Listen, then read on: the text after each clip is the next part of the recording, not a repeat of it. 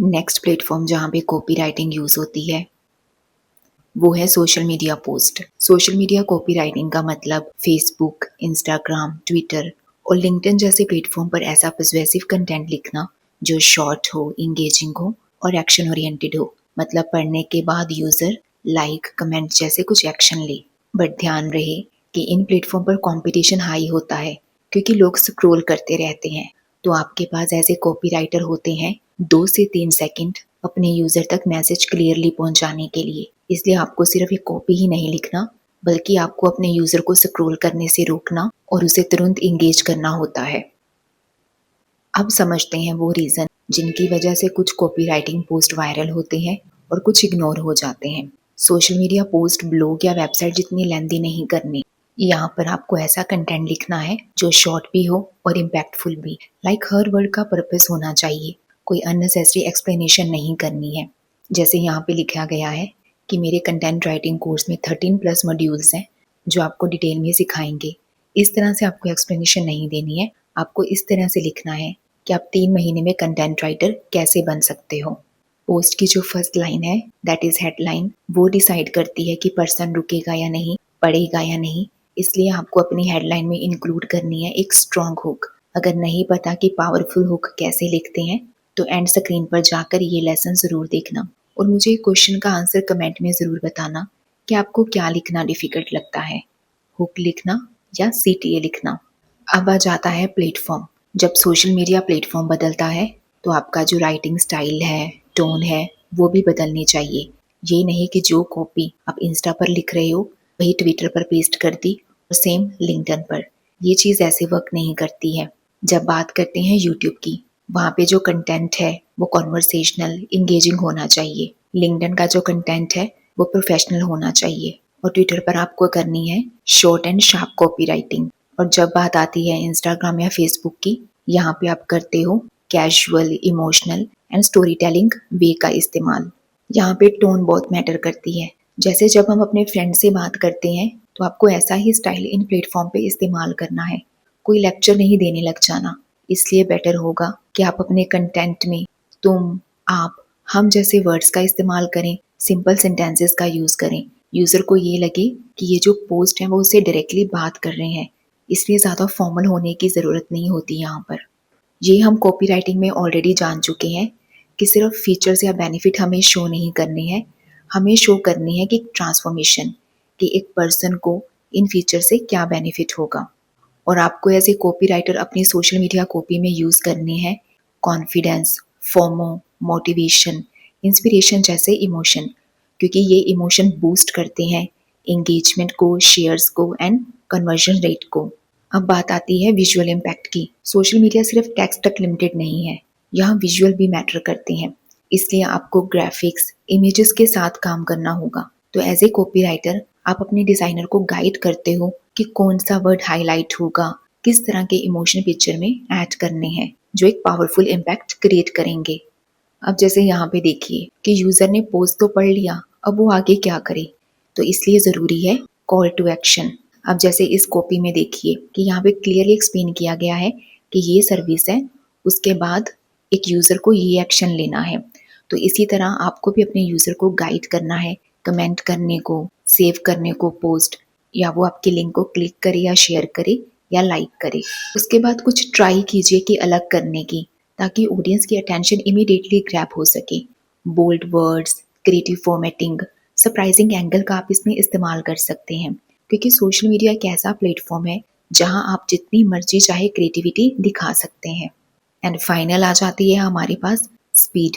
देखिए यूज़र का क्या बिहेवियर है, वो स्क्रॉल करता रहता है, फिर देखता है एंड फिर डिसाइड करता है कि उसे रुकना है या नहीं। इसलिए आपका पोस्ट होना चाहिए easy to scan, visually clean होना चाहिए और उसे जल्दी से जल्दी समझ आ जाए कि आप उसे क्या मैसेज दे रहे हैं और क्या उसे एक्शन लेना है।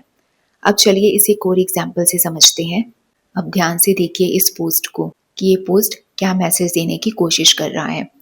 ये इसकी हेडलाइन है, ये इसकी बॉडी है और ये इसका सीटीए है। सिंबल से पता तो चल गया होगा कि ये नाइकी की ऐड है, लेकिन जैसे हम इस पोस्ट को गो थ्रू करेंगे आपको कहीं पर भी ये नहीं दिखेगा कि नाइकी अपना जो शूज़ है वो सेल करने की ट्राई कर रहा है। सो चलिए इसे ब्रेक डाउन करते हैं स्टेप बाय स्टेप। सबसे पहले ये इसकी हेडलाइन है, जो बहुत ही सिंपल बट पावरफुल वर्ड्स हैं और जो सारी साइकोलॉजी है यही प्ले कर रहे हैं। यहाँ पे वन डे का क्या मतलब है कि जैसे हम बोलते हैं कि मैं कुछ काम करूँगा, कभी ना किसी दिन तो कर ही लूँगा, तो इसका मतलब हम किसी काम को डिले कर रहे हैं एक्सक्यूजेस से। और डे वन का मतलब जहाँ पे हम रेडी हो जाते हैं कुछ एक्शन लेने के लिए। तो इसे पढ़कर यूजर के माइंड में इमीडिएटली हिट होता है कि कहीं मैं भी तो ऐसे डिले नहीं कर रहा। तो ये जो हुक दी हुई है, ये जो हेडिंग दी हुई है, वो इमोशनल हिट तो करती है, प्लस सेल्फ रियलाइजेशन भी क्रिएट कर रही है। नेक्स्ट है इसकी body, waiting for the right time. यहाँ पे डायरेक्ट यूजर की प्रॉब्लम को टारगेट किया गया है, बट इमीडिएटली उसका दिया गया है solution as per copywriting rules, कि जो विनर्स हैं वो वेट नहीं करते, वो इमीडिएटली स्टार्ट करते हैं। यहाँ पे मैसेज को मोटिवेशनल स्टाइल में अपनी ऑडियंस के सामने रखा गया है।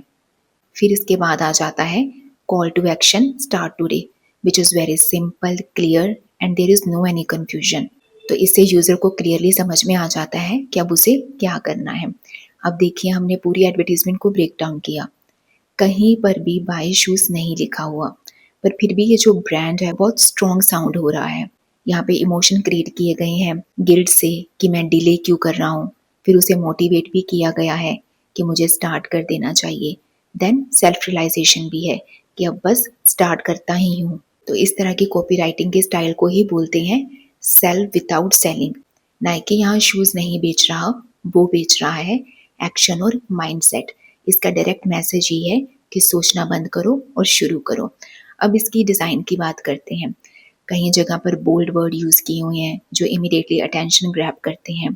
बैकग्राउंड पे टेक्स्ट काफ़ी क्लियर है, तो बड़ी आसानी से सारा जो कंटेंट है वो पढ़ा जा रहा है। उसके बाद जो पर्सन अपनी लेस टाई कर रहा है, जो ये शो कर रहा है कि पर्सन स्टार्ट करने के लिए प्रिपेयर कर रहा है खुद को।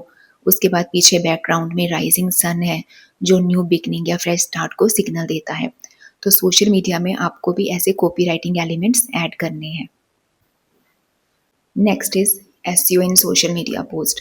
आज अपनी पोस्ट को हाई रैंकिंग में लाने के लिए सिर्फ हैशटैग काफ़ी नहीं होते। आज सोशल मीडिया प्लेटफॉर्म भी गूगल की तरह काम करते हैं, मतलब लोग यहाँ पर सर्च करते हैं, इसलिए यहाँ पर भी एसईओ मैटर करती है।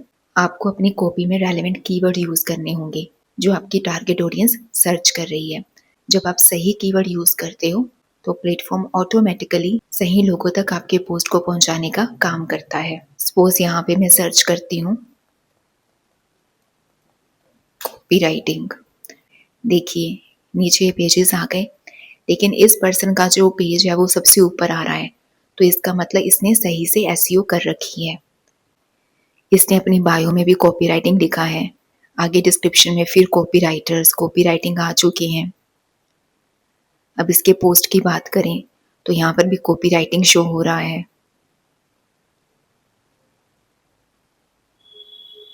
उसके बाद फिर देखिए इसने अपने कैप्शन में भी कॉपी राइटिंग का इस्तेमाल किया हुआ है। तो इस तरह से आप भी सही कीवर्ड का इस्तेमाल करके ज़्यादा से ज़्यादा ऑडियंस तक अपने पोस्ट को रीच करवा सकते हो। तो अब आपको क्लियर हो गया होगा कि सोशल मीडिया कॉपी राइटिंग का मतलब लंबी एक्सप्लेनेशन देना नहीं है, फीचर्स बताना नहीं है। इसका रियल गेम डिपेंड करता है कि अपने यूज़र को स्क्रॉल करने से रोकना, उसे अपने प्रोडक्ट की वैल्यू प्रोवाइड करना ताकि वो कोई एक्शन ले सके। तो सीरीज में बने रहिएगा क्योंकि आगे और भी प्लेटफॉर्म बाकी हैं जहाँ पे हम कॉपी राइटिंग डिस्कस करेंगे। Subscribe the channel and like this video. Thank you.